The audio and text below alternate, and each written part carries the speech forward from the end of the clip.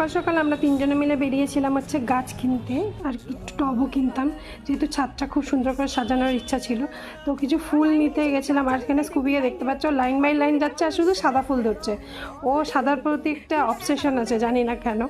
যাই হোক, তো আমরা এখান থেকে ভারত নার্সারি থেকেই ফুলগুলো নিয়েছি। অনেকগুলো গাছ নিয়েছি, প্রায় 1,500 টাকার জিনিসপত্রই কিনেছি, গাছ আর টব মিলিয়ে। তারপর স্নান করে আমরা গেছিলাম হচ্ছে বিষ্ণুপুর কালীবাড়ি।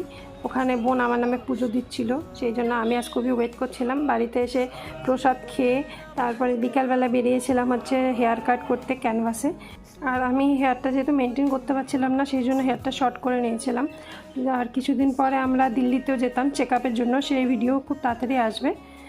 তো রাতে ডিনার কমপ্লিট করে মেডিসিন নিয়ে নিয়েছিলাম, আর তারপরে একটু আঁকতে বসেছিলাম, যেহেতু সামনে নিউ ইয়ার ছিল। আর আমি আমার ফেভারিট মানুষদেরকে গ্রিটিংস দিতেই খুব ভালোবাসি নিউ ইয়ারে, কারণ আমি থাকি আর না থাকি এইগুলো তো স্মৃতি হিসেবে তাদের কাছে থাকবে।